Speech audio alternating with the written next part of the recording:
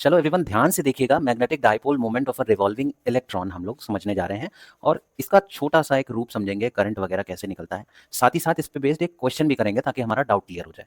तो पहले कुछ चीज़ें आपसे पूछते हैं और आपको बताते चलते हैं।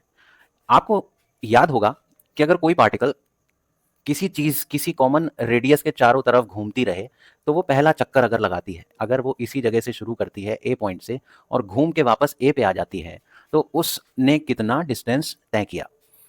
तो ऑब्वियसली ये जो डिस्टेंस बेचारा घूम के आएगा एक चक्कर का, वो होगा उसका क्या चीज, सी की वैल्यू। अब ये सी क्या मतलब है, सी मतलब सरकमफ्रेंस। अब ये सरकमफ्रेंस निकालने का फॉर्मूला तो हमें पता ही नहीं, तो अगर कोई कॉमन रेडियस आर है तो सरकमफ्रेंस सी को हम लिखते हैं 2 पाई आर। क्लियर?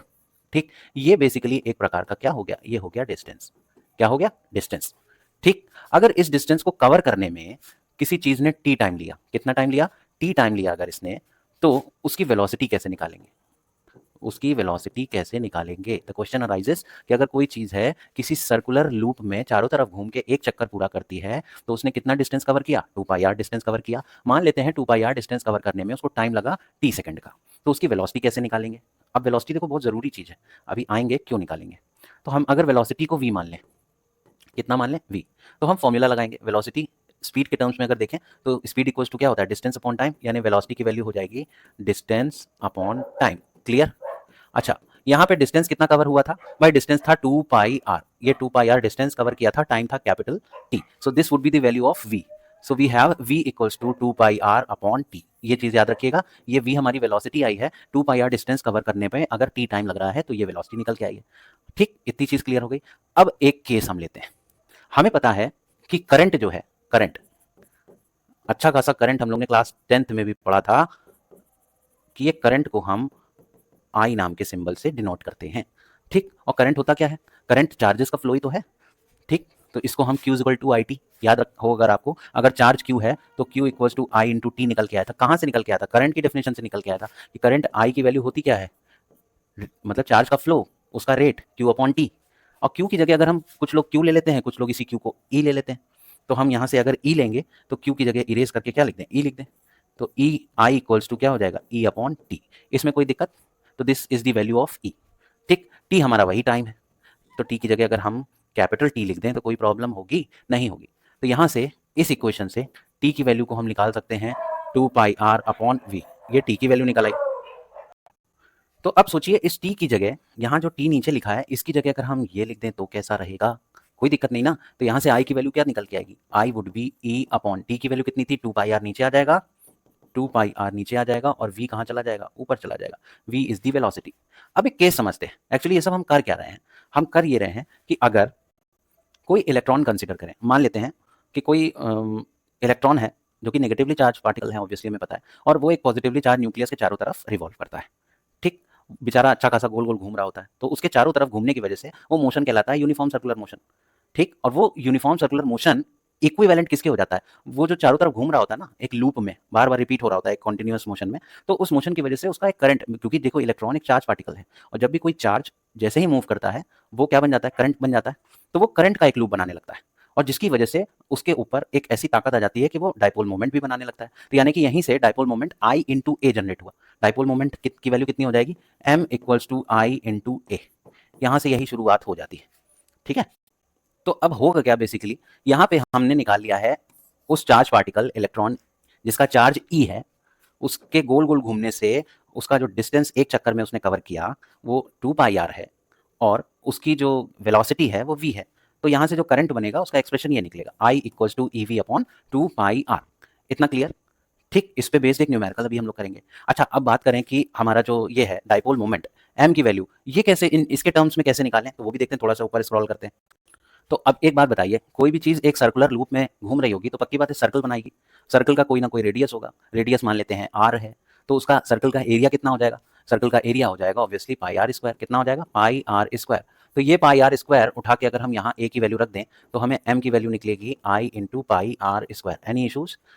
क्लियर हो गया है ना, यहाँ पे ए की वैल्यू निकलेगी पाई आर स्क्वायर। अच्छा, ये जो आई की वैल्यू है हमारी, ये आई, ये उठा करके हम यहाँ पे रख दें तो हमारा एम की वैल्यू क्या निकल के आएगी, M would be E V upon 2 pi R into pi R square. ये तो और भी ईजी हो गया।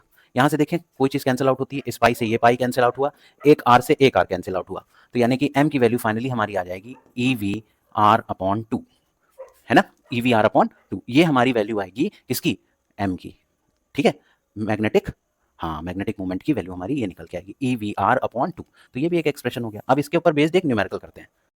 अब न्यूमेरिकल किस तरह से आ सकता है, आता है, इसके लिए आपको बोला जाएगा कि कोई charge particle, let suppose electron है, जो कि किसी न्यूक्लियस के मतलब हाइड्रोजन के न्यूक्लियस, हाइड्रोजन एटम ले लिया, उसके न्यूक्लियस के चारों तरफ एक ऑर्बिट में घूम रहा है जिसका रेडियस 0.51 एंगस्ट्रॉम है, ठीक है। तो यानी कि आपको उस ऑर्बिट का रेडियस दे रखा है 0.51 एंगस्ट्रॉम। एंगस्ट्रॉम में ए के ऊपर छोटा सा डिग्री टाइप का बना होता है, ठीक। और आप लोगों को पता ही है कि एंगस्ट्रॉम को हम, एंगस्ट्रॉम एक डिस्टेंस है और डिस्टेंस को मीटर में कन्वर्ट किया जाता है, तो इसको जब हम मीटर में कन्वर्ट करेंगे तो ये आ जाएगा 0.51 और एंगस्ट्रॉम की जगह 10⁻⁻10 मीटर्स। एक एंगस्ट्रॉम में 10⁻⁻10 मीटर्स होते हैं।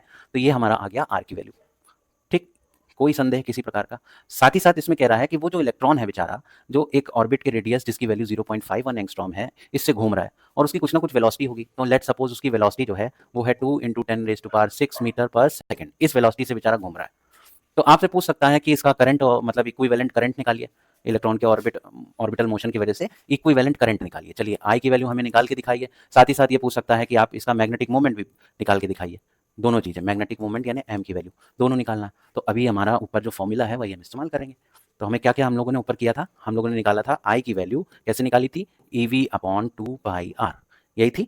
लेट्स चेक इट आउट, यही थी कि नहीं, ई वी अपॉन 2πr, देखिए लिखा हुआ है ये येलो कलर से।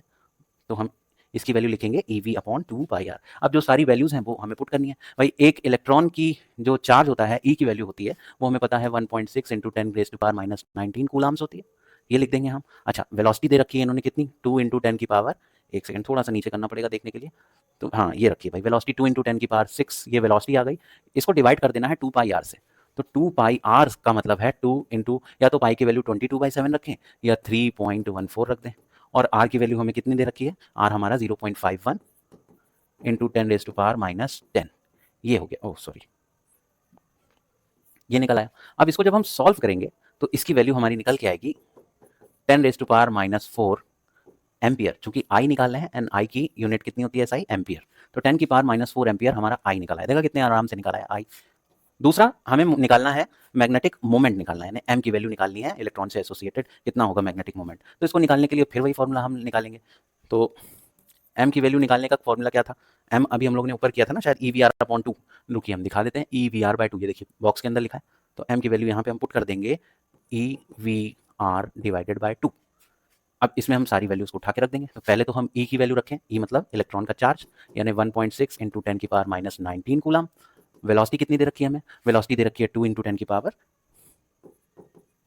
वेलोसिटी की वैल्यू कितनी है 2 × 10⁻6, तो 2 × 10⁻6 ये वेलोसिटी हो गई।